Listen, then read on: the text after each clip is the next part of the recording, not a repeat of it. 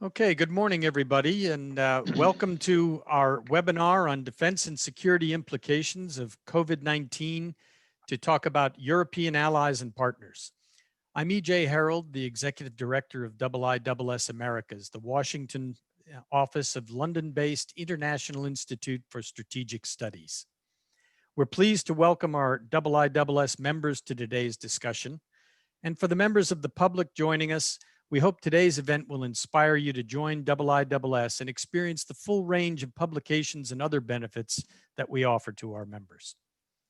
Today, we're joined by several distinguished panelists: Paul Belkin, the European Affairs Analyst at the Congressional Research Service; Rose Gottemoeller, the Frank E. and Arthur W. Payne Distinguished Lecturer at the Freeman Spogli Institute for International Studies and a Fellow of the Hoover Institution; Fenella McGerty, IISS Senior Fellow for Defense Economics, and retired Royal Air Force Air Commodore Peter Round, now the Executive Chairman at Clio Space and a IISS Consulting Senior Fellow for European Defense. Before we begin our conversation, let me give some housekeeping instructions. Today's session is on the record. We will be recording it and placing a link on our website approximately 24 hours after today's session. To ask a question during today's event, please use the Q&A function to send me your question at any time during the discussion, and I'll do my best to introduce your points as we move along. Given the number of participants in today's session, I may end up grouping similar questions together for the sake of time, and I'll do my best to identify the questioners. So for today's discussion, let me start with a short scene setter. Events of the last week have rocked the world and continue to rock the world. The President of the United States spent a number of nights at Walter Reed, sick with the coronavirus. A number of senators, particularly members of the Judiciary Committee, due to consider Judge Amy Coney Barrett's nomination to the Supreme Court, are infected as well. And yesterday, several members of the Joint Chiefs of Staff, including the chairman, have gone into self-isolation after apparent exposure to COVID. For tonight's vice presidential debate, extraordinary precautions have been added to protect the candidates. Clearly, the virus still rages here in the United States and similarly around the globe. In our first webinar in this series, we discussed the potential impact of the COVID crisis on the U.S. defense budget and GDP. That panel addressed short and long-term outlooks on rising security threats, grand strategy, and defense spending. In the near term, panelists from that panel expect the U.S. defense budget to remain relatively flat rather than shrink, as America must maintain readiness and be prepared to manage the range of threats facing the U.S. and its allies around the world. The discussion highlighted how the pandemic has generally exacerbated existing issues, such as budget constraints, questions around defense acquisition, deteriorating relationships with allies, and tensions with competitors, rather than create new problems. Finally, the panelists addressed how the outcome of the upcoming presidential election here in the United States might impact defense posture and broader questions of power and influence, particularly the shifting U.S. relationship with China. For today's discussion, we turn our attention to our European allies and partners. With the virus resurging in several nations and the flu season upon us, European nations seem to face difficult prospects like the United States. Economies are under strain. Politics are fraying relations between NATO and EU members within their respective organizations. And all of the threats and challenges that spurred the development and adoption of a NATO southern flank strategy to begin with are still present in the region. This is a pretty challenging environment, to say the least.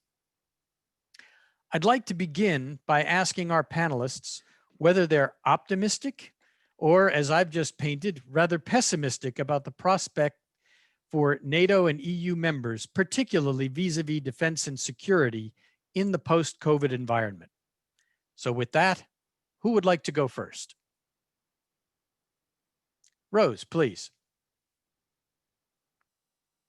Thank you very much, EJ. It's a great pleasure to see you in your new role. EJ and I worked together at Nato when I was the Deputy Secretary General, and I'm delighted he's taken over the Washington office of the IISS, and I'm very glad to be here with my fellow panelists. You know, frankly, I thought I would balance your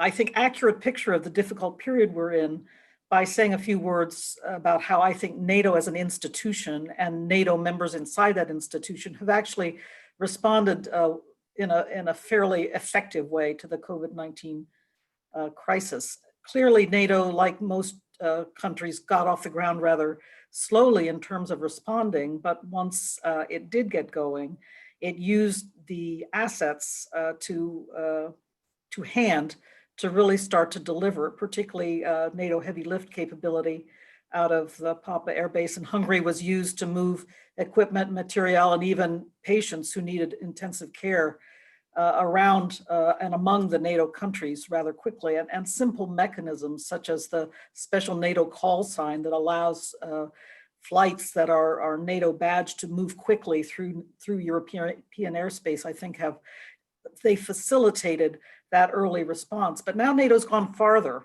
and has taken the institutional steps to be able to respond to further waves of the pandemic, in particular establishing an operation to respond to further waves of the pandemic. And that allows advanced planning to be done.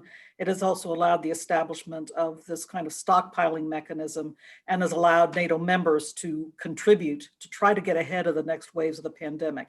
So I think, frankly, this is what NATO can do, and it did it well.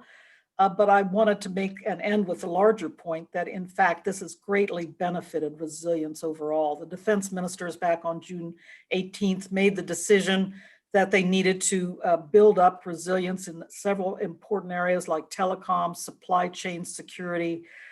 These were important decisions in order to be able to support NATO actions in further phases of the pandemic, but also benefit NATO overall because its defense and security demands, the demands on it to provide for defense and security of all its members, they require in this day and age super resilience. And so what is NATO doing now, but building up resilience on behalf of its response to the pandemic is also benefiting the long range ability to respond to the security and defense challenges. So I think I'll leave it at that. I wanted to strike a little bit of a positive note and be glad to hear what my colleagues have to say.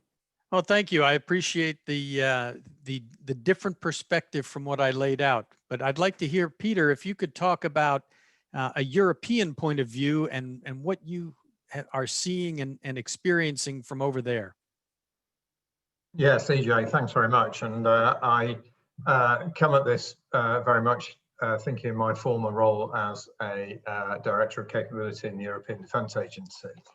I think the first thing I would think about is that there's no doubt Europe as a whole got some bad press at the front end of the crisis. There was an apparent lack of activity, almost, well, not almost, there was a period of silence where nothing seems to be happening. It seemed to be happening. And it took time to get things going.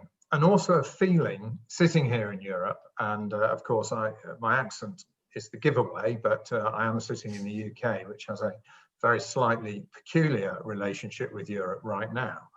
But there was definitely a feeling that many of the EU countries were looking inwards. They were thinking about themselves. Now, I don't think Europe was alone in this, or European countries were alone in this. Around the world, there are plenty of examples where shipments of PPE, of masks and other safety equipment might have been leaving a country and governments dived in and slowed it down or stopped it or turned production to national requirements. In other words, let's think about ourselves. But I think we have to be reasonably forgiving of that, in the sense that the priority of any government, its number one priority must be to look after its own population. And if it has a feeling that if it doesn't do it, no one else will, then there is a certain amount of understanding why they might be doing that. That said, though, I think the picture you painted EJ's a little bit pessimistic. I don't see quite the frictions that perhaps you're seeing amongst the EU member states. Now, we're here to talk about defence, but before I do that, let me take us, and Fenella might talk about this, I don't know, but take us to the other end, which is where Europe has agreed a financial rescue package at this end of the COVID, which is incredibly generous indeed. And although it took some time to get across the line, and there were the normal differences between some states who would rather keep the money in the bank and other states who would spend it as quickly as they can, an agreement was reached, and a position has been found where money can be spent within the Union for the benefits of those who suffered as a result of the crisis. From the point of view of defence, though, I do think it has taken a back seat. Defence was surging in Europe. There's a new DG which had a relationship with defence. The Commission was thinking about defence in a way it hadn't in the past. And the next financial framework was to have money to spend on defence and industry. But that does seem to have disappeared out of the rhetoric at the moment. And as the EU spends money on COVID recovery, I think the EU defence picture will continue to be in the background. Just will say, though, that the threats haven't really changed.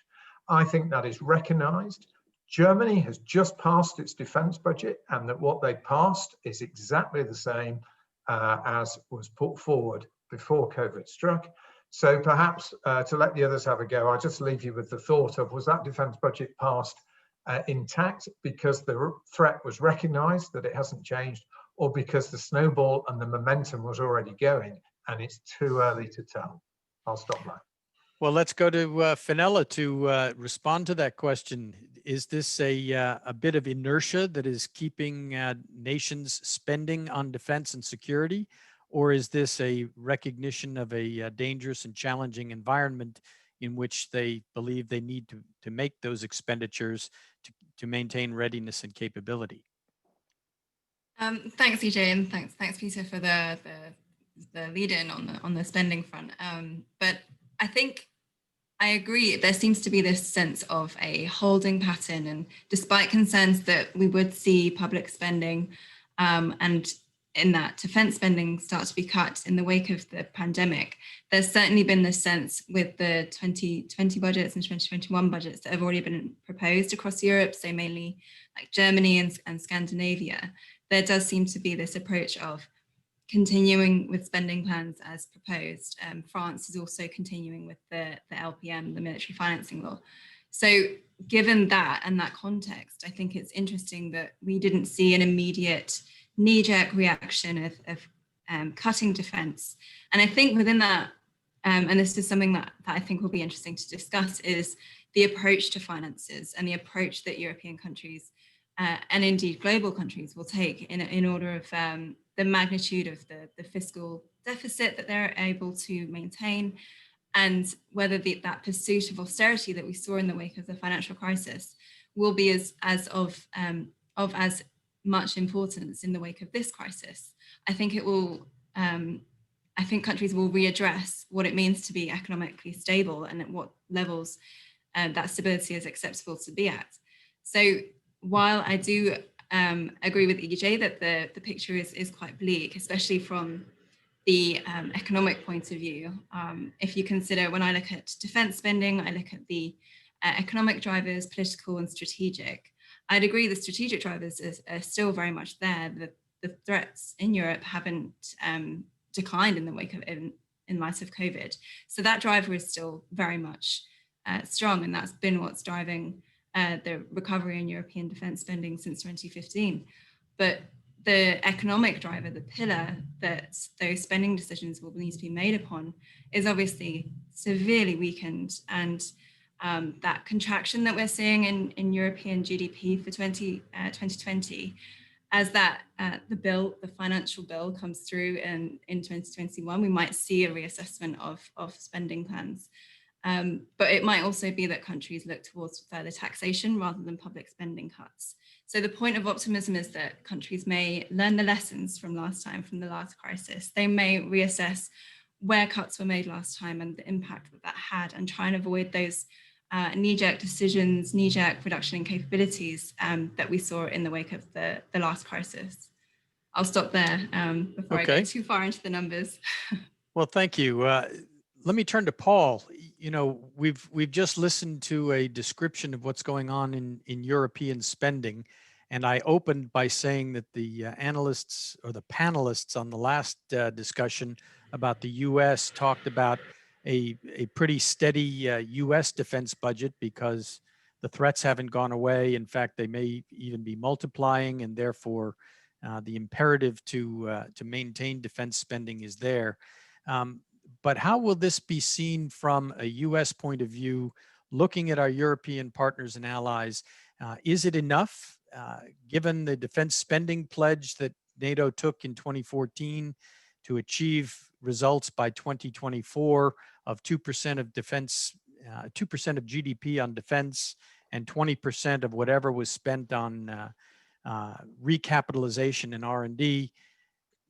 Will the U.S. government be satisfied with what's going on in Europe? Thanks for the question, EJ. And I mean, obviously, a lot of uncertainty in what the U.S. government will, how it will respond to some extent, obviously, with the presidential election coming up. But I would say that I work for Congress, and one thing to keep in mind, as we all may know as well, is that at least in the U.S. Congress, there are certain things that we can expect will stay the same in terms of positions where there's bipartisan consensus on the approach looking towards NATO and our European allies. And particularly, I believe that the issue of burden sharing will not go away by any means. And for better or worse, the kind of focus on the 2% guideline, remains at least symbolically very important. It's a commitment that was made, and I think you see across the aisle concern about that. So expected reductions in defense spending will be looked at with some concern, but who knows? I think that if you're looking for silver linings, some might say that the reduction in overall GDP obviously will change who's meeting the 2% target. Now, of course, the focus should remain on outputs and capabilities and not on kind of numbers games, and maybe we'll see a push in that direction there. The second issue that I do think is going to be crucial and will, regardless of the election outcome, remain a kind of driving factor or paradigm, if you will, behind U.S. foreign and security policy is going to be this notion of great power competition, particularly with respect to how to deal with China. And I think that we've seen in Europe, maybe in the wake of the COVID crisis, some growing concern and maybe a consensus about the need to do more to kind of confront the challenges posed by China. I'm not sure. I think there still remains quite a reluctance to frame this as an issue of great power competition, or in Europe of getting drawn in on one side or the other to this bigger confrontation between the U.S. And China. And so I think it's, but I do want to emphasize that I think by and large, there probably is a pretty strong bipartisan consensus on this view of the world here in the United States. And so regardless of the election outcome, this is going to be an approach that will be taken. If I may, just on the initial question about optimism and pessimism, I work for a nonpartisan research agency, so I cannot be pessimistic or optimistic. I have to be both all the time.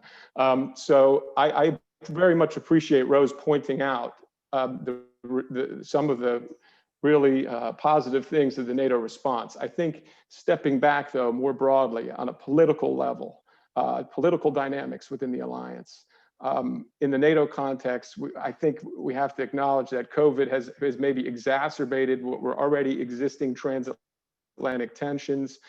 We've seen opinion polls about the views of the United States response in Europe. There were disagreements over travel restrictions, vaccines, medical supplies. And of course, we've had periods of transatlantic tension before, and I think it's good not to remember that we've been through some pretty low times, but concerns about, particularly about US capacity, credibility, could have longer term implications, you know, for NATO that we have to really pay attention to. Paul, that was a Thanks, I'll leave it at that. That was an interesting analysis, and you brought up great power competition, and in an earlier webinar on a different topic, we had a discussion about great power competition, and one of the researchers made the observation that the U.S. may have painted itself into a corner by defining the world in terms of great power competition and setting up a provocative relationship with other nations in the world. Given what we're looking at here today on COVID, defense spending, defense and security, what can European allies expect from our United States posture going forward, particularly in light of great power competition being the guiding star of geopolitics for the moment? Who'd like to jump in there? Well, Go ahead. I suppose I can make a quick start here, and Paul's quite right to point to the larger challenges in the transatlantic relationship. I was focusing my remarks on what had gone on inside NATO as an institution, which I thought was overall in a focused way fairly positive. But you're right, the transatlantic challenges are great. And to get to your question, EJ, it goes back years. You know, it was under President Obama that the United States began a highly touted pivot to Asia. And it was interrupted by the invasion of Crimea by the Russian Federation back in 2014, and all the steps that NATO took and working together with the United States.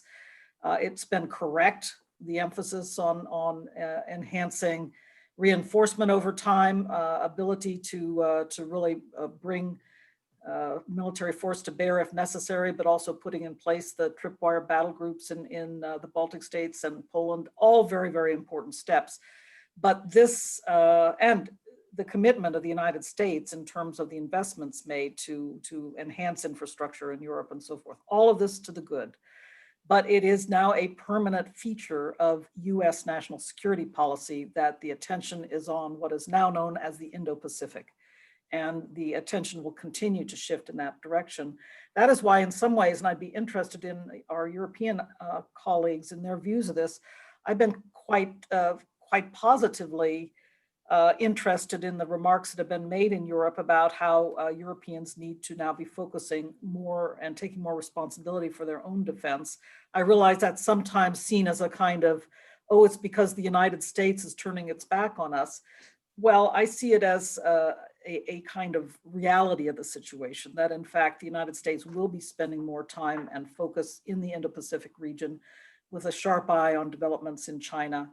This trend started, as I said, under the Obama administration. It's not going away. And now with the situation, it's not stabilized, certainly in the Donbass or Ukraine, and we continue to hope for a resolution of that conflict there and steps in the right direction in the Minsk process. But nevertheless, the pivot to Asia is with us. And so that's the reality of the situation. Peter, Fenella? Yeah, I think, sorry, I've died in Fenella. I think that the change in attitude, and there has been a change in attitude undoubtedly in Europe, is a little bit of reality, but also a little bit of almost embarrassment of realizing quite what the reliance on the US had become. So if we go back to when the pivot started, I think at the time there was a bit of disbelief around, you know, they won't go, they won't leave us. And I think that turned to, oh, well, they might, but not because of desertion, but because of recognizing that the threat from that part of the world was real and needed to be dealt with. So in a sense, I think there was a sort of quite a positive feeling that that the US is going to get involved there, and thank goodness for that. But it does mean we've got to backfill, and that phrase backfill is almost something that we on this side are used to. We'll go and fill the gaps in that Uncle Sam can't do, or won't do, or doesn't have the time to do. On top of that came, I think, a realistic recognition of the economic benefits of defence, that Europe could do defence, Europe could benefit from defence. The UK and France, for two, of course, were benefiting from their success in defence sales around the world, of having real capabilities. There's a bit of national pride around about, you know, we can build a fighter, we can train a fighter pilot, you know, choose any one of those submarines or all the rest of it. So I think once the reality of the pivot had come, the recognition that there was a real threat in China, but the fact that Russia wasn't going away, let's be honest, you know, name names, Europe got used to the idea. And importantly, and I touched on it, the Commission, the big body with the money in Europe, recognised that there was a business to be had here. So you add all those together, and I think it has created a positive effect. My concern, and I touched on it in my opening statement, was that we lose that because money is going to be short. There's no doubt. I'm sure one or two people trying to make their 2% are delighted that GDPs are dropping because it makes it easier. So we probably do have to think about absolute terms of cash. Now, if absolute terms cash is going to be flat or even reduced, there will be a problem. And of course, historically, sadly, when there is a problem that way, there tends to be a look inwards to what can we do for ourselves? How do we bolster our own industry? But as it was pointed out in a webinar I was on a couple of days ago, and Fenella witnessed this as well, the size of the defence budgets around Europe, and the UK was the one that was quoted, is so small that actually keeping the defence budget up to keep industry and commerce going, or even reducing the defence budget, even by a large percentage to pay for other things, creates such a small amount of money. It makes little difference. That was part of the argument in the discussion of the United States as well. Obviously, the numbers are at a much larger scale, but the point was made that cutting the defense budget to try to pay down the deficit, for example, was a meaningless effort in current conditions. But Fenella, let's turn to you for some of the defense statistics that you deal with. So just on the final point that Pete mentioned there, so the recognition of the kind of benefits of investing in defense. I think what's quite interesting with countries responding internally, domestically to COVID and the domestic programs and funding that they enacted, there was a recognition to support the supply chain and support defense industry as part of that. So we saw France start to enact measures to bring forward procurement programs to ensure that there was that supply of funding to the defense companies whose perhaps commercial air side of the companies were suffering greater in light of the reduction in tourism and global air travel. So I think what's quite interesting about that is it does point to that recognition of supporting your defense industry as a kind of to bolster employment and social support as well. But just on the initial question about the Asia pivot, granted, it has been a significant driver of European defense spending, where there's the recognition that Europe needs to fund its own defense. The reliance on the US is kind of no longer acceptable in that regard. But that wasn't kind of the only thing acting, and as Peter went into. So you did have that strategic driver, the security concerns, the annexation of Crimea. But the other aspect, and the thing that really helped to enable these countries to increase spending and to get towards that measure of GDP, was the fact that they had stronger finances. They had closed their deficits to a healthier degree. They were able to enact those increases. So it was that confluence of the three pillars the economic, the strategic, the political, that meant that they could enact increases.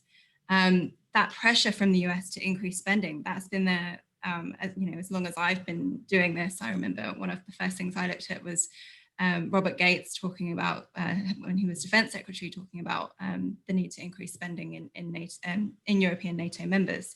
So it was obviously, it's been there for a long time, that pressure. And it was only when the ability to make those increases became available. So that's again, what's concerning about that weakening of the economic pillar.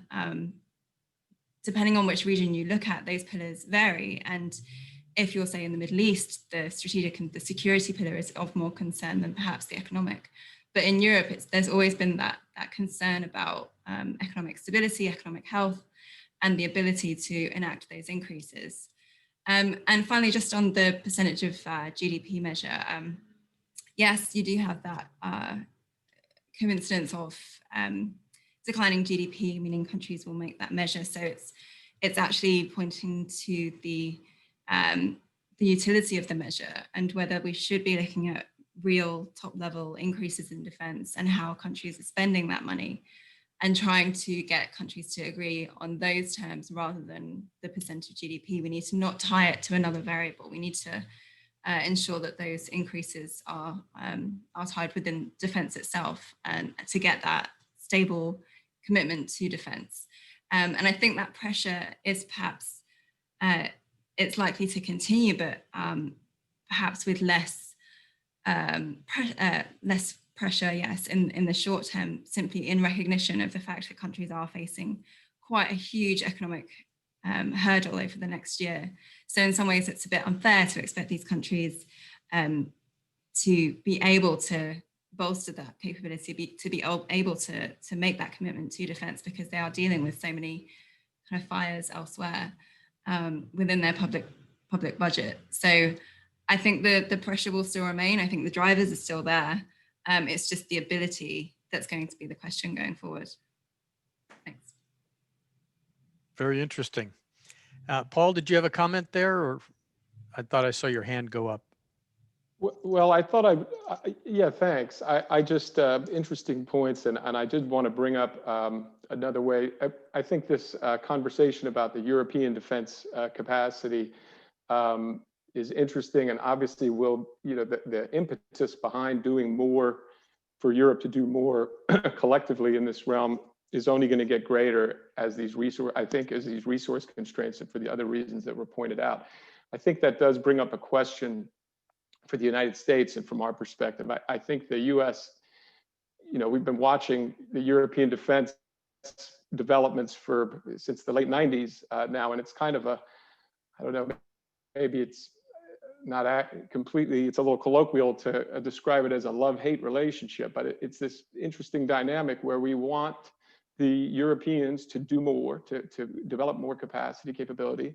At the same time, I think that one then senses a little bit of insecurity about what not without us, or not to supplant NATO, which must remain the kind of primary security apparatus. And most recently now you're seeing debates about US company access into various European defense funds. And I think the German EU presidency is working to try to come up with an agreement. I think it would be important to do so because, from the US perspective, we need to work out a little bit, how do we want to approach this? And by and large, on the face of it, it's better for the United States if Europe can do more. And it would be, but we do have to pay attention to these questions where, especially in the Congress, you could see kind of a backlash against efforts that seem to be developed to exclude the United States or to compete with NATO. I think, Secretary General Stoltenberg always reiterates these points, and others do, but it's certainly something to be aware of. On the other hand, what does Brexit mean for European defense when you have such a major part of the European defense capability no longer in the EU, and the French are realizing this now. But again, I just wanted to draw attention to that, the U.S. view of the European defense developments. Well, Paul, that's an interesting point, because in the in the discussions with the Europeans about the European Defense Fund in particular, and the issue of U.S. company access and the questions of exclusion or not, and the impact of the ongoing discussions, Peter made an allusion to the fact that the initial ambitions for the European Defense Fund were larger.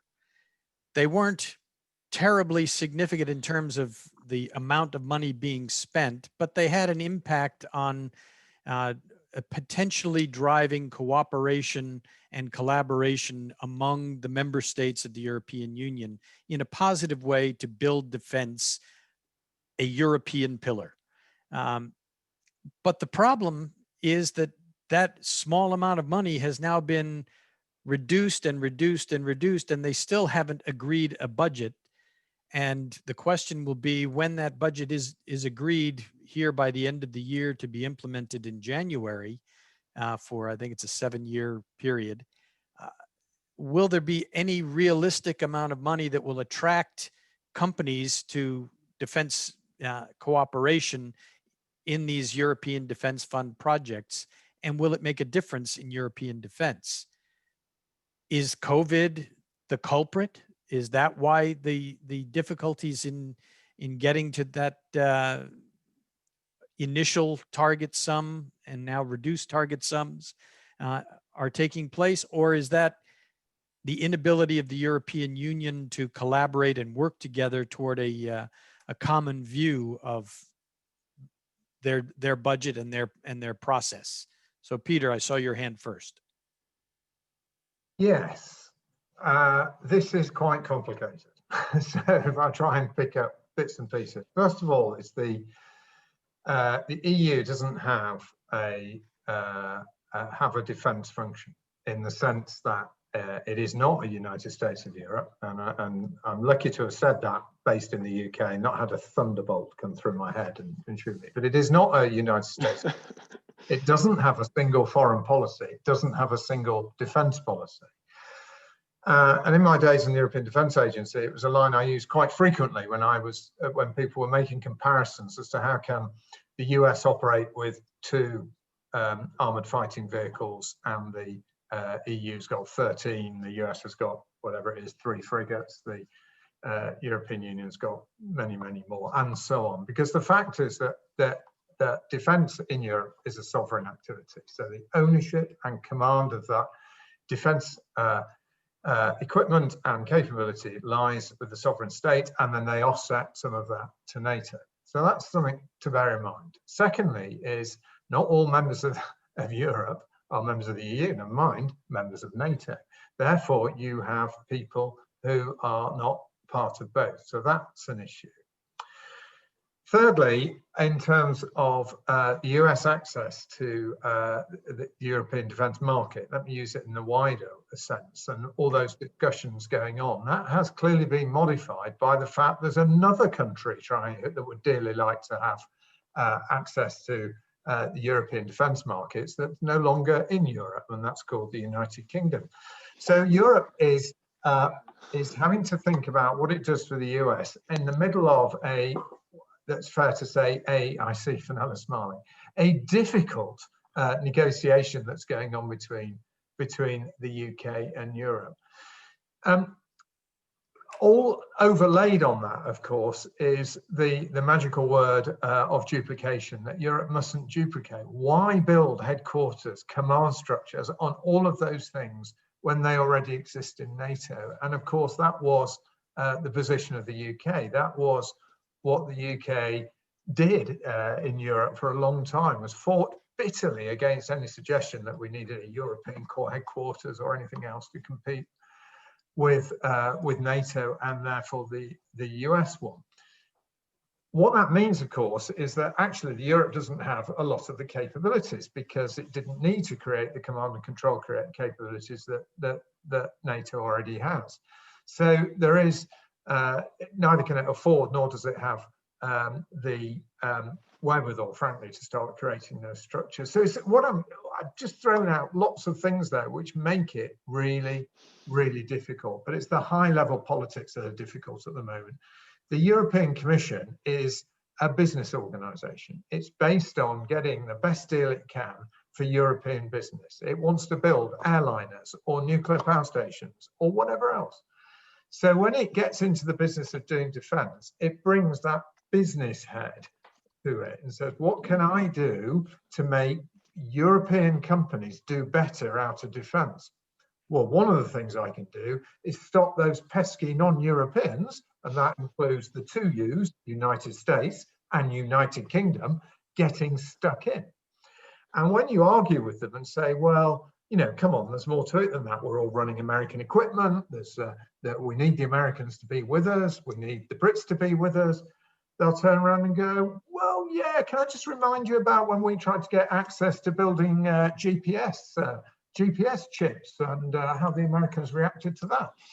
Oh yeah, I'd forgotten about that. And so it goes on. So this just isn't easy. The bottom line is, though, is that Europe does need to do more for itself. And the whole point of European defence is so up in the air at the moment because, joking aside, I've been slightly facetious about the UK's departure, but the UK is the only European country, and we'll see if the Q&A numbers leap up at this point, but is the only European country that has anything approaching full spectrum capability worldwide.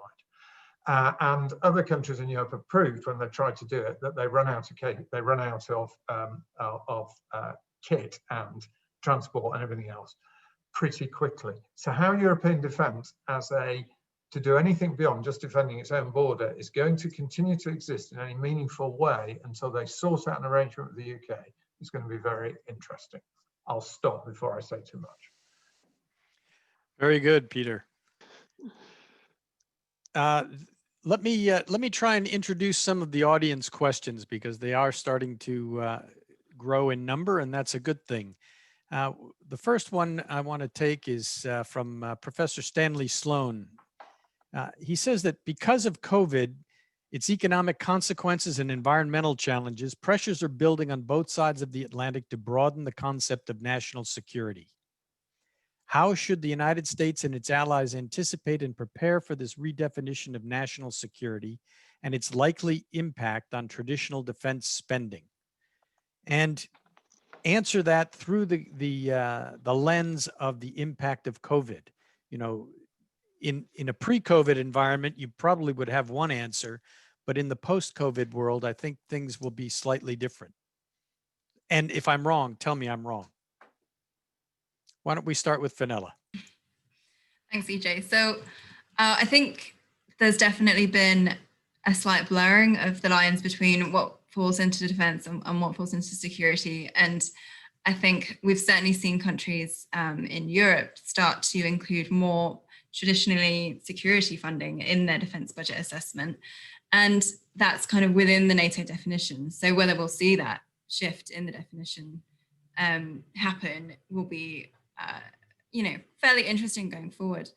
But if I could just quickly touch on that European cooperation and that fund, I think it is quite interesting that it was the first time that that fund was included in the EU budget. So I think that itself points to that focus and that movement within Europe to look at defense.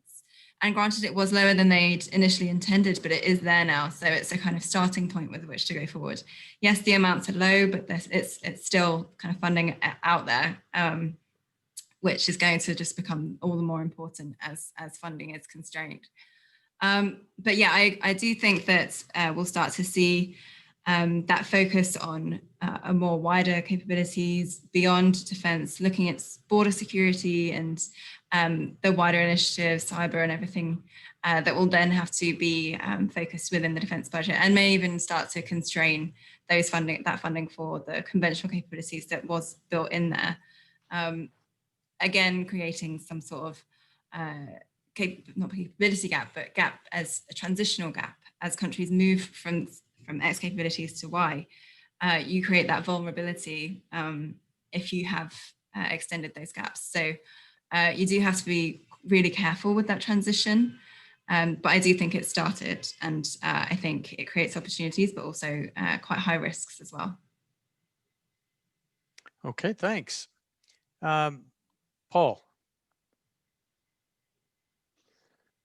I just wanted to add, and we touched on this earlier. I mean, I think there's certainly Stan Sloan, who, by the way, a distinguished alum of the Congressional Research Service, I should point out,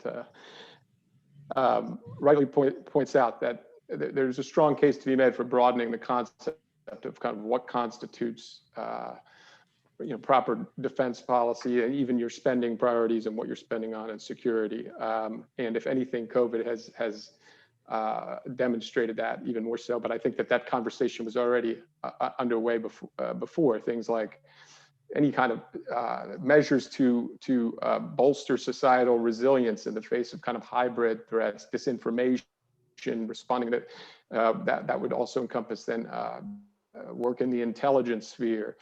Some would say, infrastructure projects which contribute to the military mobility challenges had. I mean, there's a much broader concept emerging, and probably how we measure allies' contributions to the collective defense there's a good case to be made that should reflect the challenges that we're facing.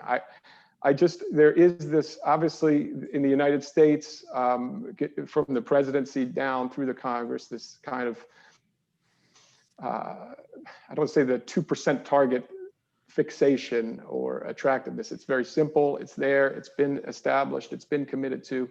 And I will say that from people I work with in the Congress, when they hear of efforts to kind of change the 2% guideline, include more spending on foreign assistance or development aid, there is a little bit of a skepticism, because you have these many years, decades of concern that the Europeans don't want to be serious about defense. And so if we move here, I think in this direction, which seems appropriate, to keep in mind that there is a little bit of skepticism coming from the political leaders here about how committed the Europeans are to investing in their defense.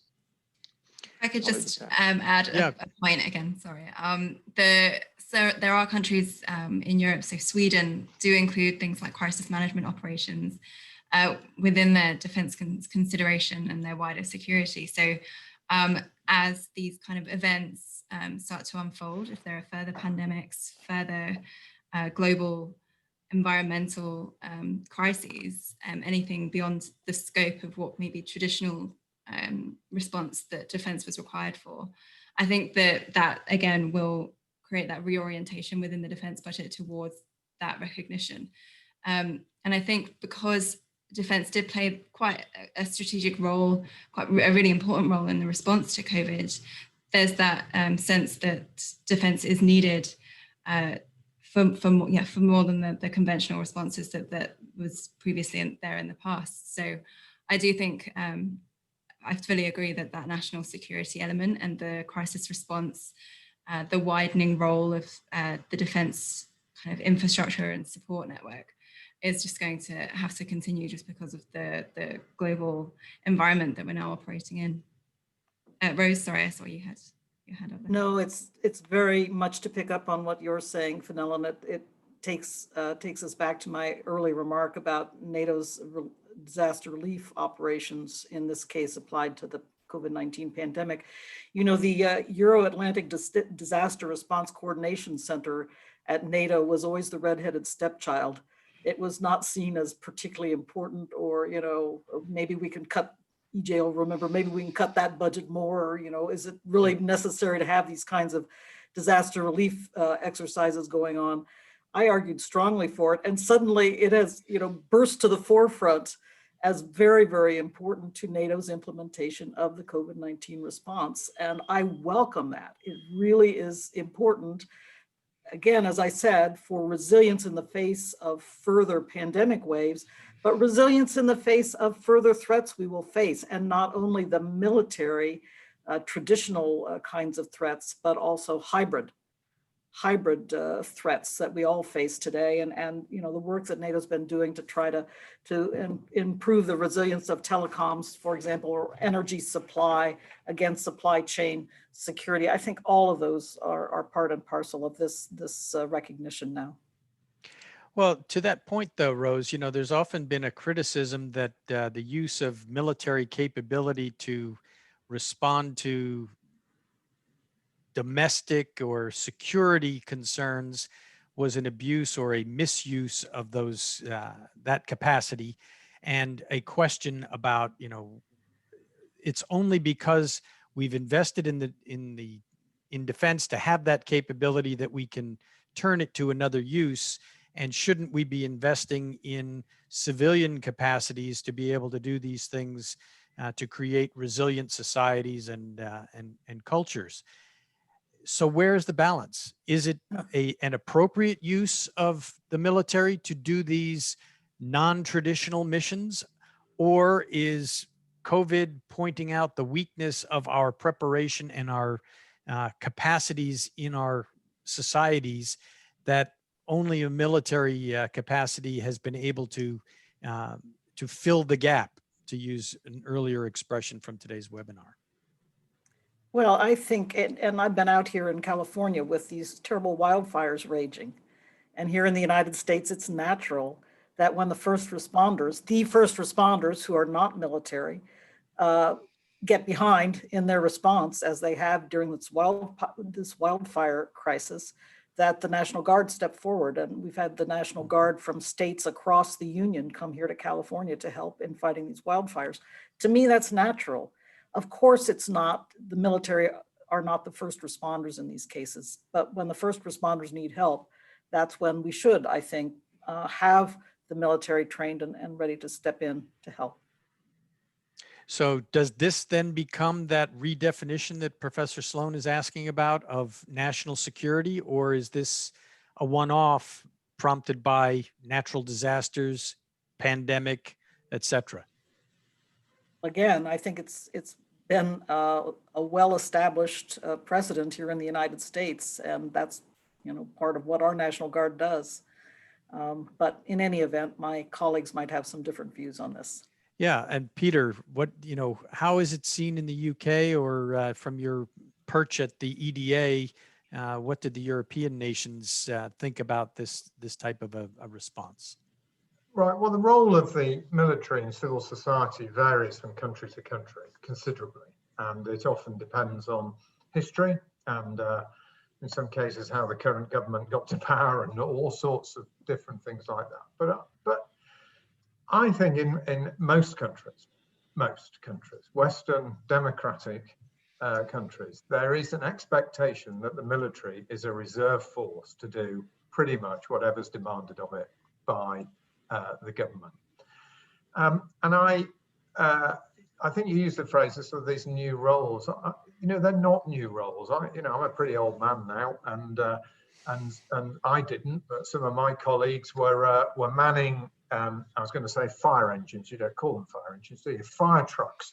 Back when I was first in the military, when the UK's fire and rescue service decided that it wasn't being paid enough and stopped rescuing people. And we can go back far back. In fact, it's almost a reverse role, isn't it? Because if you go back far enough in the history of many armies, they were raised from the land, and you stopped farming and went and fought a fight, and then came back and started farming. Now, perhaps we're the other way around. But I think there's an expectation the military will do it.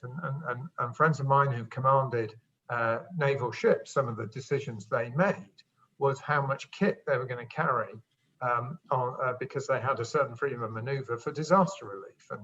And do you want to be ready to go instantly to war, or do you want to be ready to roll into a port that's had an earthquake and actually be able to do something helpful? So I think the military's got a long tradition of doing this, and in some ways, it's a way of justifying the spending. And if you ask me, how the EDA sat, well, I was heavily involved in the decision to buy.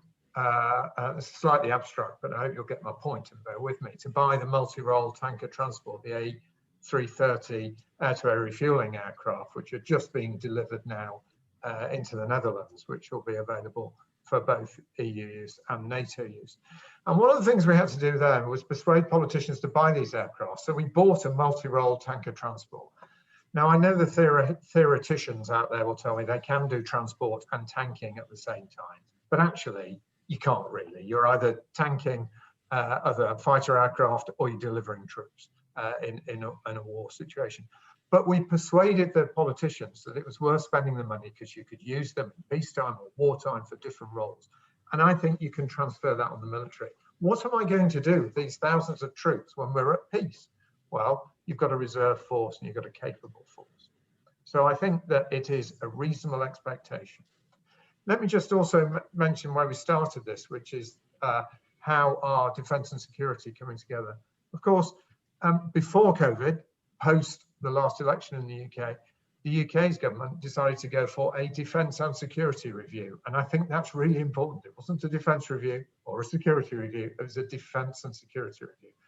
Now, I suspect the outcome of that, when it eventually rolls, will be heavily changed by COVID, because the role of the military, much as military commanders get very worried about their reduction in readiness and capability because they're busy fighting fires or running COVID test centres and not preparing to fight, worries them.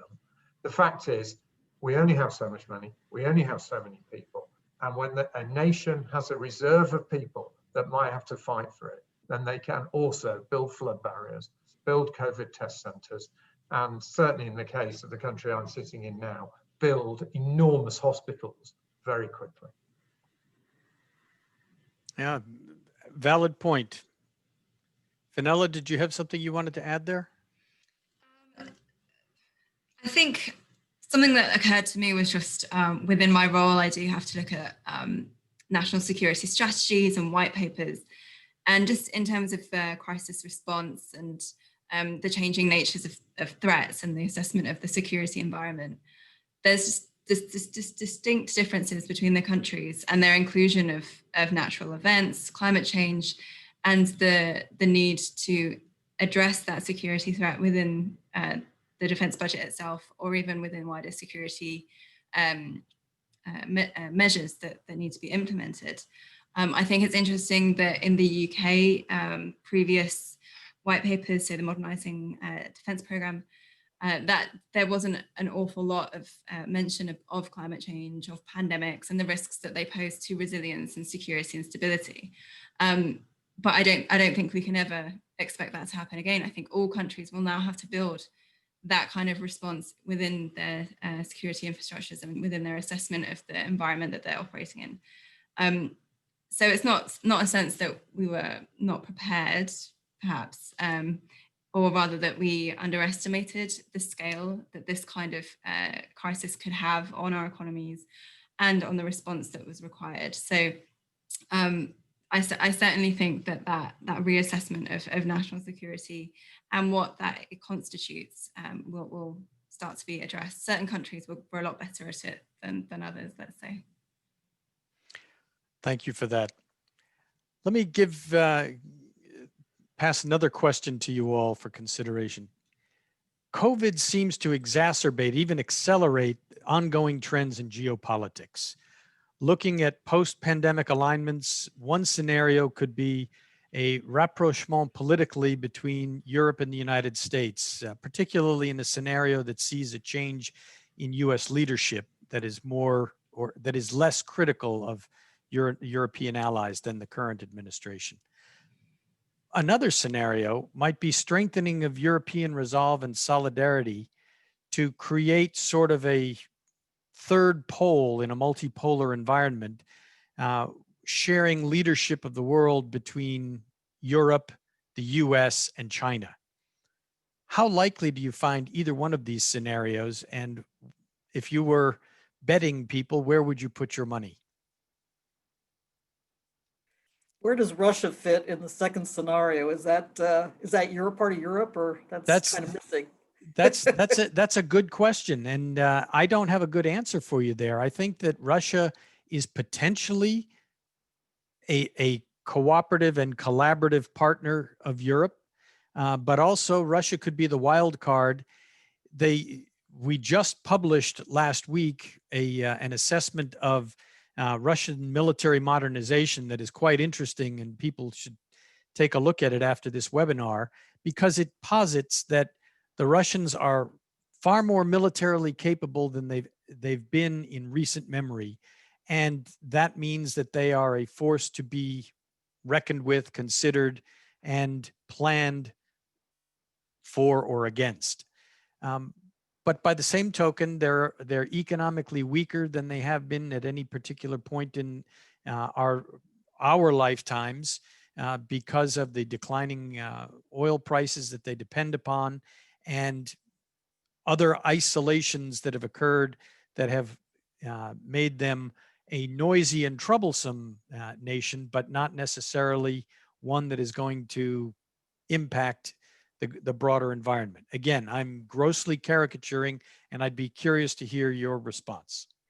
Well, it's just I love both of those scenarios. I wish both of them, could somehow evolve. But I think that we have to bear in mind the Russia factor precisely because of their military modernization, which is extended beyond hardware to a trimming of their armed forces and an enhancement of capability in terms of training and capacity, just in terms of manpower. So in any event, a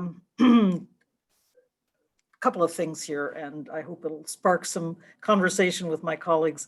First of all, if there's a new US president, first of all, I do believe that he will be committed to the transatlantic relationship, committed to NATO, et cetera, et cetera. So I suppose in some ways it can be a more positive relationship than it has been, but I cannot see a new administration in the United States letting up pressure on defense expenditure and burden sharing. That just is not going to happen. And so I think that message, as Paul said earlier, will also come from the Congress. Strong bipartisan support for NATO in Washington, but there is a but, and that is you got to pay up. So that's all there is to it, whether we account it by the 2% Wales pledge or figure out some other way to do it. It's going to be a consistent factor here. And then the other point, again, circling back, we just simply cannot place Russia somehow off in the distance because they are weak economically. They are strong militarily, and so the Europeans in alliance with the United States and Canada, the other part of the North Atlantic Treaty Organization, are going to have to continue to pay attention to deterrence and defense of Russia, and that's all there is to it. Unless, and I don't believe anytime soon, Russia can somehow enter in a cooperative way into the grouping of European nations. I just don't see it happening. Well, that was obviously the aspiration of the NATO-Russia Council, but those aspirations have largely been unmet. Who else? Peter? Yeah, I think I'm going to probably tell you what you want to hear. I think the recognition that Europe has to spend more on its own defence is there. I think the message is received, and I think the efforts are being made. I think there are some complexities, though. I think the trust in the transatlantic relationship has fallen, and that will change or could change the business relationship, in that I think there was always well, just buy American kit. Let's look there first, because they'll always help us, they'll always support us, it's going to be the best, etc., etc. I'm not sure that pull or push is as strong as it was. And then the second one is, we do want to spend, this is not me speaking, collectively that a country will say, we do want to spend more on our defence. We do want to keep some of that wealth in the country if we can. But we do want to get something reasonable for our money. Now, if you're a small country and 2% of your GDP represents one F-35, then it's very hard to spend your defence money in a way that you can sell to your own population as being meaningful and gives you something valuable and contribute to the modern fight. And I think that's quite a hard puzzle to solve, because every country wants defence, I think, almost. I think but they do want something to show for it, and they want to feel a meaningful part of it, but not having spent all their pocket money on one toy. I hope that makes sense. very much. Fenella, please. Yeah, I would agree with that point, and I think the time it took for instance, Switzerland to agree on the fighter program, and it passed with quite a slim majority recently. I think that kind of points to that mentality within Europe of kind of bang for your buck and what you get when you do invest in defense. But I think if I could just touch on the Russia point, I absolutely agree. You know, even though Russia is facing huge economic headwinds, perhaps even more pronounced than the rest of Europe, there's still that wide range of capabilities that the country has invested in. They've made huge progress on their modernization efforts. And also, crucially, there's been that focus of both conventional and new technologies. So the country is able to bolster both sides, both ends of the spectrum, if you will. So that does create those vulnerabilities. If the UK starts to shift towards, perhaps the sunrise capabilities, then that gap that emerges in that transition period is kind of exactly where Russia will find that it's at the kind of height of its modernization. That said, they've reached those goals now. So there was that already pullback of defense expenditure. So in the last 5 years, the economic headwinds have kind of won, if you will, in Russia, where spending has been maintained rather than massively increased as it was kind of 2010 to 2015. So I think going forward, Russia will present the same kind of threat that it always has on the eastern flank of NATO. So that will always be that driver. I think that was that turning point for Europe and the defense expenditure that we saw in 2015. Obviously more immediate in Eastern Europe, and then gradually as Western Europe could follow suit, we did see those increases, most notably the stark increase in Germany's spending in 2019, and that movement towards bolstering indigenous capabilities, refocusing on innovation and R&D. So that's what I mean. The optimistic side is that lessons will be learned from the last crisis, and that countries will not use the modernization aspect of their budget, the procurement, investment, R&D, as the chopping block, as it were, for any cuts going forward. The recognition, I think, is there. Benefits to continue having competitive European defense exports and kind of being able to compete with Russia, even to an extent, US globally. That's still crucial if we want to continue to be able to defend as a small region with, even collectively a fairly small budget. But yeah, I think going forward, we will start to see whether those decisions will be made, whether those lessons will be learned, and whether that cooperation necessitated by fiscal realities will happen. Thank you. So for all of you, that last point about cooperation and collaboration, as defense budgets are squeezed in a post-COVID environment, not obvious today, but we presume in the course of 2021 and later, we're going to see some added pressures to these budgets. What does that mean for cooperation and interoperability? Will we see the end of collaborative programs of procurement? What future for the follow-on to AWACS in NATO, the Alliance Future Surveillance and Control Project, where they're trying to field by 2035 a replacement system for the planes that presumably fall out of the sky by that date?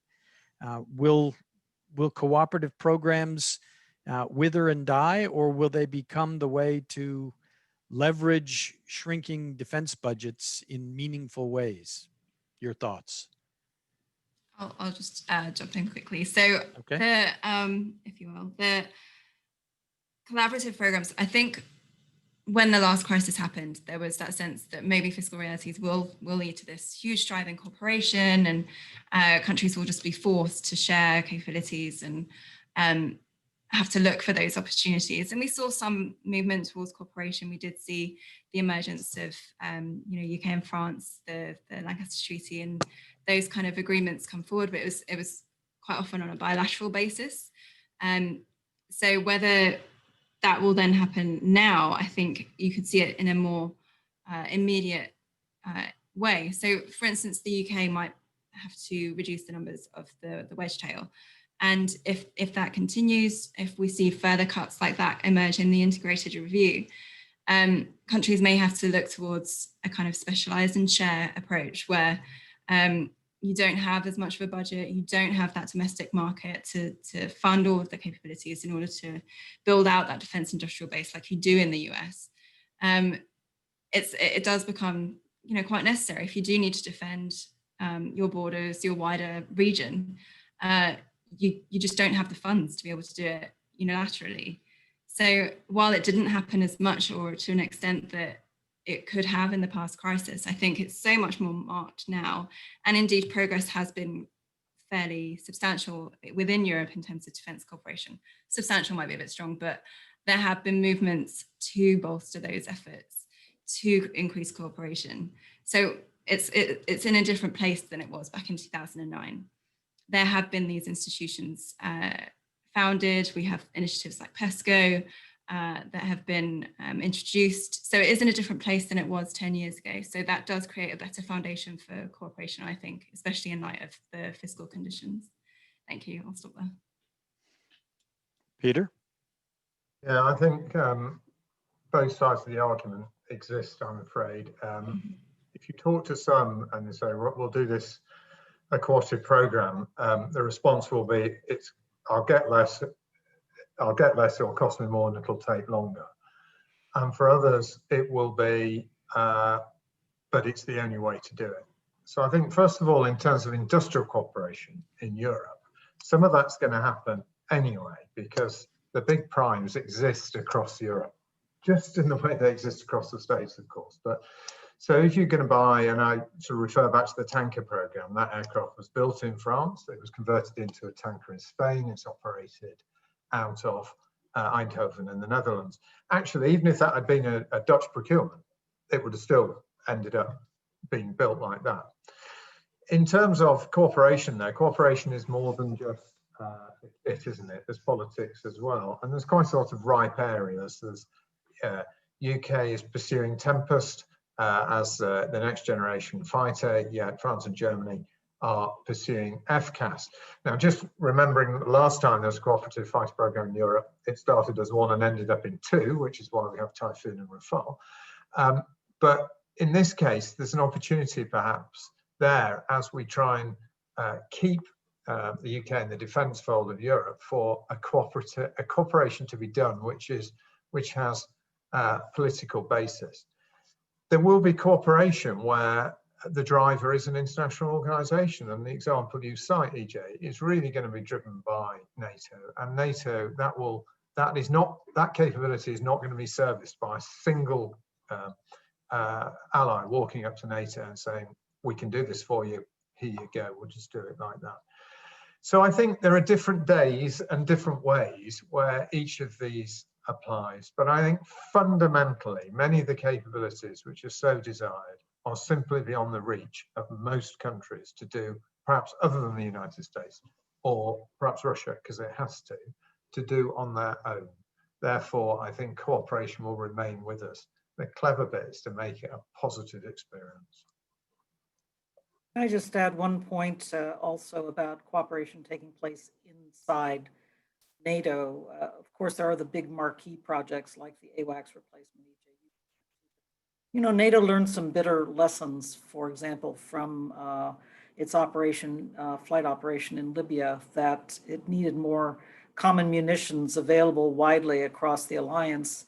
And that has led to some joint industrial programs for less high visibility, perhaps, marquee programs than the AWACS plane. But there are now, I participated when I was DSG in the signature ceremonies for probably close to 10 different agreements for smaller kinds of military technology, smaller kinds of capabilities, but nevertheless that were needed as a general matter across the alliance. And those actually are coming together and are seen now within NATO as an efficient and effective way to spend their defense euros or defense dollars. So I do see a trend from inside NATO, driven by NATO recognizing out of crisis, out of inadequacy, that it needs to have more general cooperation on some acquisitions. If I may, EJ, very quickly, just Sure. back up that a similar program or two in the EU of relatively tiny ammunition purchase in particular, where single countries were buying very tiny amounts of equipment and the cost was absolutely exorbitant. But by, if you like, a collective big brother coming in, actually a great benefit could be reaped for the member states. Yeah, that was actually the first of those projects that Rose is talking about, the purchase of precision-guided munitions by a group of nations who could then trade within their own private group those munitions as needed without having to worry about third-party transfer restrictions imposed by the United States. It was a groundbreaking effort that really has made a big difference in NATO readiness. And Rose, I think there are 17 of those projects now, and I'll send you a document that I got from Joachim. You'll be interested to read. I'll be very happy. Joachim did a fabulous job always. He was always getting me to sign more of those things. Yeah, he's still doing it. Great. Let's go to a question by Leo Michel. He says that assuming that a Biden administration takes office in January, and we've already sort of touched on this a little bit, what specific steps should the US and EU take to improve transatlantic cooperation on defense industrial, including technology-related issues? And he says, presumably more buy American or buy European rhetoric would not be helpful in this regard. So what ideas would you propose to parties on both sides of the Atlantic to improve transatlantic cooperation? Communicate, communicate, communicate. And I said that repeatedly when I was still at NATO. There has been a bit of a spitting match going on between Washington and Brussels, between Washington and the EU.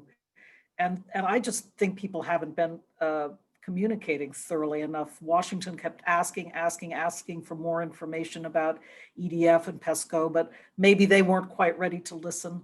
And I really think that to start with, better communication at every level would help. But again, a very personal view from trying to get them to communicate while I was still in my job at NATO.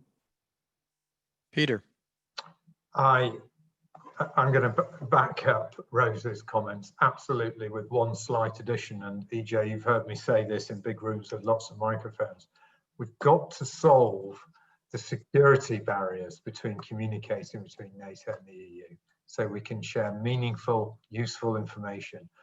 When the barriers are so false, really, when often one country is sitting in both camps and you just lift your hat off, move to the other chair and put the hat back on and the information is shared, but some are excluded. And that's such a barrier to good communication. Oh, I agree with that. Paul, have you got something to add on this topic? Not about the specifics, but just to back that point up and just to the context, given the low trust levels that we are now seeing within, let's say, the transatlantic, within NATO across the Atlantic, I think that would just highlight the imperative to try to overcome some of these obstacles and try to push to the side any kind of doubts about wanting to work together and include. So barriers to cooperation like this, like Leo Michel points out, really won't help in a broader climate where you already have a pretty high level of mistrust and skepticism. And so just to add to the imperative to kind of find ways to get over this. And I hope that even now, as we speak, it looks like in the EU, the German presidency and others are working to try to overcome this EDF stuff right now.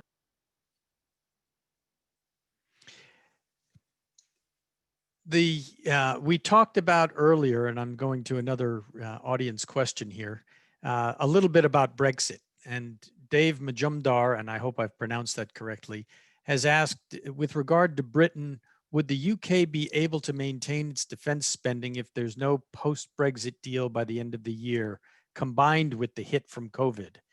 And so I'll turn to our two European discussants and ask you to kind of address that question as best you can. We'll start with Fenella. Yeah, I'll go first. It will certainly make things very difficult from a financial point of view, even just to figure out. I think the impact of COVID is likely to be more severe in terms of the economy. I also think if there isn't a Brexit deal, I would hope that we would then move to a further transition period, but just because it's so detrimental on both sides for that eventuality to happen. Arguably, yes, more for the UK, but I think the EU would also be keen to avoid such a situation. So if it were to happen, I think it would severely constrain the UK's output and ability to continue with spending plans. So that fallout from COVID will likely see that drawdown as well from the impact of a no-deal Brexit because of that, with that decline in the UK's GDP. I think we're also, even before COVID, the outlook for UK defence was fairly constrained in light of the economic impacts of the ongoing uncertainty caused by Brexit negotiations not reaching the final trade deal. So there was that sense when Brexit was voted that it would be really bad for defence, that we would see these huge cuts, and the UK was able to sort of maintain their defence budget without implementing those huge cuts. It was just a question of sustaining rather than the growth that had been projected beforehand. So when you combine that with the contraction in GDP, kind of upwards of, I think, close to sort of 10% that we're looking at, it creates that really difficult environment, and you cannot ignore that. So the UK will either have to be comfortable with a really high fiscal deficit and really high debt levels for the next 5 years, or they will start to but spending as they did in the wake of the last financial crisis. I think they will find a hybrid approach. I think we'll start to see an increase in taxation, but also a realization that fiscal deficits, I mean, they never managed to close it following the last financial crisis. I think we got to about 2%. And that took 10 years. So if we do then see that deficit extend, it will just be a completely new fiscal reality for the UK, where we have those capabilities that require funding. Those will continue to be funded. But if there are any programs that are seen as less crucial, and I think those will be identified in the review, then those will be the areas that will find the next 5 years really quite difficult. Peter, I don't know if you want to jump in on the Brexit issue. I'd love to, but it'd be another webinar. I think I would say there's no doubt there's a cost to Brexit. There's no doubt there's a greater cost. I'm talking short, medium now. There's no doubt there's a greater cost to a no-deal Brexit, and we've been hit badly by COVID-19. So the amount of money in the UK economy is lower, and therefore defence has to accept that it will take some of that pain along with the rest of the country. The only thing that might mitigate, I would say, is I think there will be an ambition, a need almost in the UK to maintain its place in the world and not become sidelined by the big Europe and the big US, because there could be an argument that we become quite a small country on the side of things. There'll be this desire to maintain the influence and all the rest of it. And one of the ways of doing that is through military capability. If you are important to someone else to maintain their military capability or to do what they want to do, then you remain important. And I'm sort of mindful of what the US still expects out of the UK in Europe in terms of maintenance of the headquarters, in terms of its mobility capability and its basic defence capabilities. So I think there will be a hunger to maintain that military significance because of its ability to give you a place, to make you known and wanted. That's an important point that you raised there, Peter, and I'd like to ask Paul to comment on the U.S. view of the utility of the UK vis-a-vis the European and NATO defense structures. How is this viewed from inside the halls of Congress? Is there a recognition of that point of view that Peter has just expressed, or is it taken for granted or not considered? Yes, I think that, thanks for the question. And I think certainly there is a strong view or consensus on the importance of the UK as a kind of a primary ally, if not the primary ally, both historically and moving forward. When you start getting into the halls of Congress, it's interesting because, of course, there's not going to be a monolithic uniform view. And I noted, for example, that I think Speaker Pelosi, not that long ago, was quite adamant that they wouldn't be moving forward in a trade deal if the UK doesn't reach a deal with the EU. And so there are differences of opinions in terms of how Brexit is viewed, and who feels that was how wise of a choice, or I don't know if it was a choice necessarily, a decision or an eventuality that is happening. So there are differences of opinion there. I think obviously from a broader perspective, the UK, given its close relationship with the United States, also served then in a way, was a lot of utility for the United States as a member of the European Union to, in some ways, carry some of the joint concerns that the US and UK had together, that it felt good to the United States to know that the UK was in the EU, in a way representing some of the common concerns that we don't have that anymore. And so I think that you'll continue to see an emphasis on the importance of the UK maintaining its stature. As Peter said, that would be very important for the US, and also maintaining some form of cooperation even with the EU. Okay, well, look, thank you for that, Paul, and we're at the end of our time today. So let me ask all of the panelists 15 seconds of closing comments that you'd like to make on today's topic. We'll start with Fenella.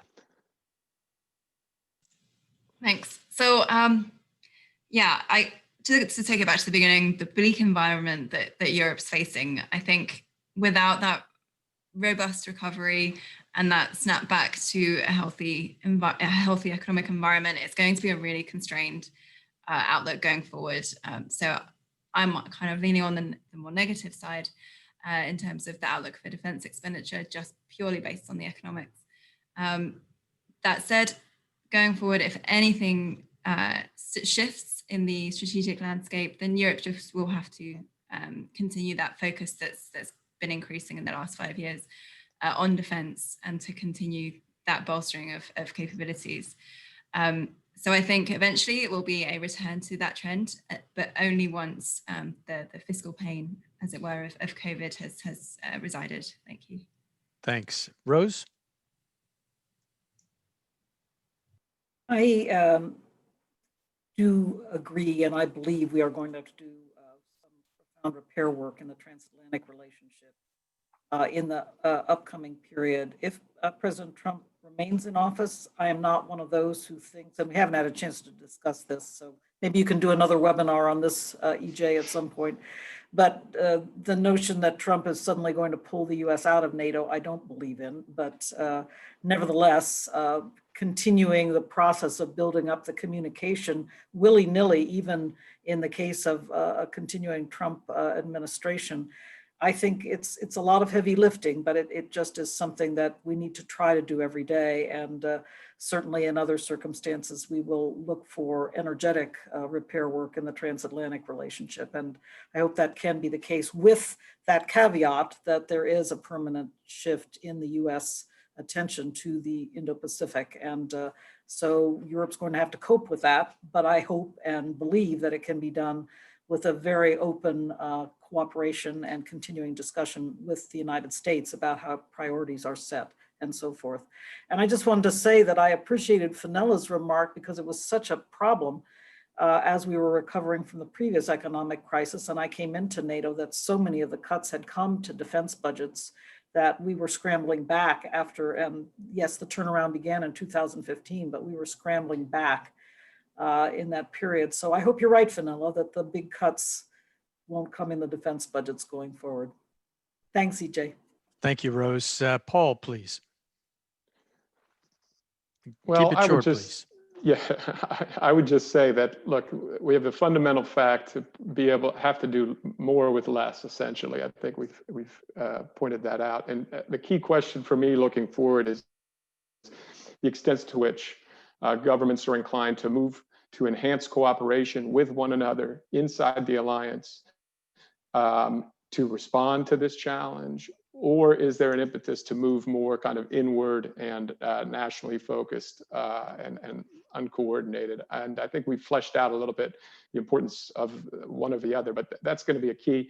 The election will obviously have a big effect, but there's certain standing issues in the relationship that will need to continue to be addressed. And from the European view, I'm struck and continue to look. I think it's been an incredible strategic dilemma for the Europeans and for the EU to have to add managing relations with the United States to one of the foreign policy challenges. And that still remains to be worked on and figured out. So when your scenarios, EJ, that you mentioned earlier, big key is even despite all the differences and tension, where else does the EU look? Where else do the Europeans look? And so that's going to be really interesting to see how that's managed. Thank you. Excellent. Thank you. And Peter, to close us out. Yeah, I would just say very briefly, the threat has not changed. Although some countries who you might have thought would take advantage of what's happened haven't, but probably because of their own internal difficulties. But the economy has changed. Defence will therefore, as a result of COVID-19, have to take a proportion of the pain along with everybody else. And finally, the EU recognises its obligations in defence terms. There's no doubt about it. It's time to stop beating the EU up about it and then get the communication working and share the pain. And I think we can move forward in a more constructive way than the last few years. Well, thank you. That's a great way to end our discussion, which I've found absolutely fascinating, wide-ranging. It's really been a pleasure to listen to you all today. I want to thank all of our panelists for their time and for sharing your experience and insights with our audience today, and equally to our listeners for their attention and the questions. And I apologize to those whose questions I didn't get worked into the discussion, but for all of you, thank you for proposing them. We produce this content for you and welcome your comments after the webinar as well. As a reminder, the third and final event in this series, Defense and Security Implications of COVID-19, is Countering Chinese Influence, and it'll take place on 22 October. You can sign up on our website, www.iiss.org.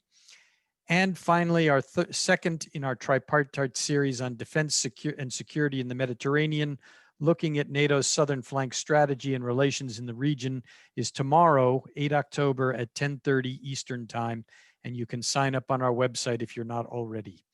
With that, thank you all. Have a great remainder of your day. And this concludes our webinar. Bye-bye now.